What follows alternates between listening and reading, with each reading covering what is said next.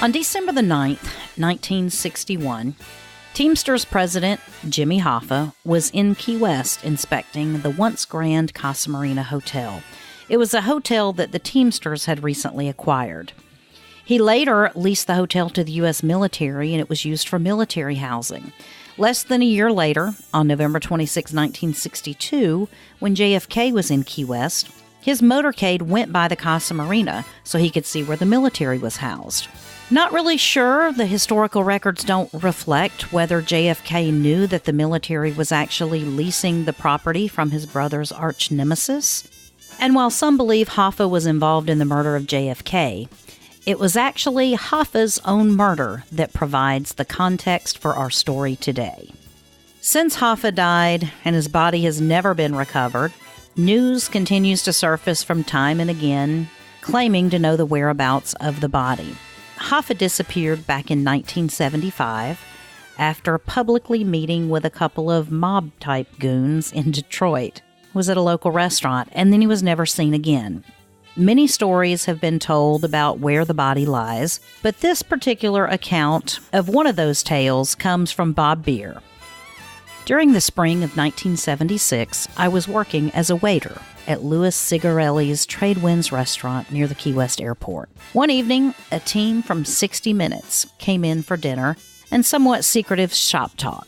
They were not the blown hair, powder-puffed-up TV news readers, but camera operators, researchers, and assorted support personnel. Snatched pieces of table talk revealed they were in Key West to look for the body of Jimmy Hoffa.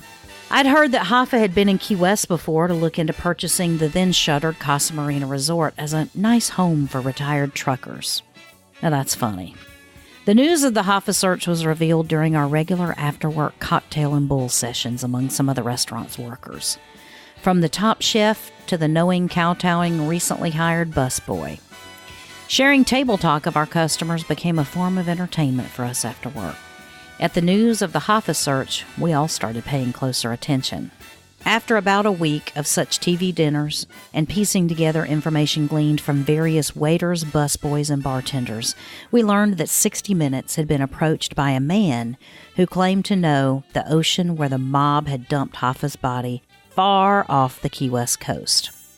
The informant, reportedly a mob hitman with intimate knowledge of Hoffa's disappearance, had demanded $10,000 in cash, which was a right tidy sum back in 1976, and he demanded it up front before he would reveal to the TV crew where Hoffa's body probably had been digested into a tourist season's worth of lobster thermidor dinners. The man had quickly partied away the 10 large with hookers, liquor, and cocaine during a depraved-filled period in New Orleans and Vegas, baby, before he would even meet with the TV crew.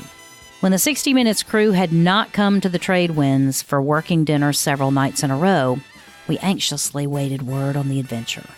When the crew did return, they looked dazed and even more cynical than most journalists. Table talk revealed the man in question had directed them near some far-off dinky island, arriving on rented cabin cruisers. Along with the underwater cameraman, the informant had donned a wetsuit, mask, flippers, and oxygen tank and leapt into the surging Gulf of Mexico to earn his pay.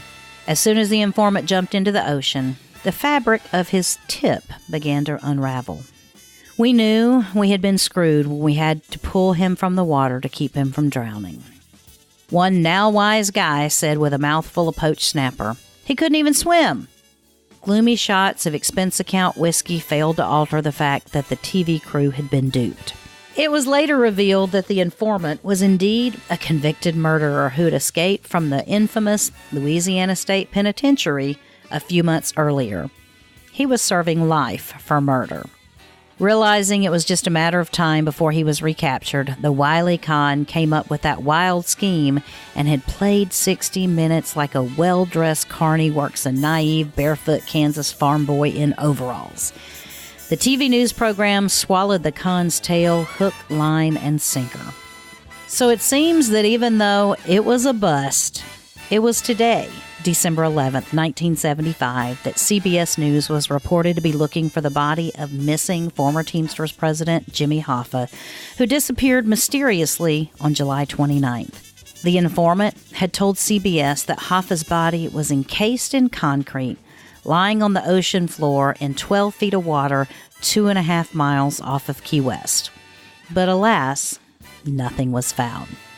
And that's what happened, or what didn't happen, today in Key West history.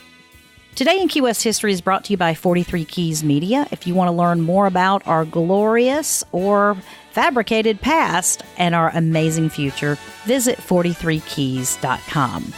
This program is available as an Alexa Flash Briefing. To enable that, just ask Alexa to play Today in Key West History as your flash briefing.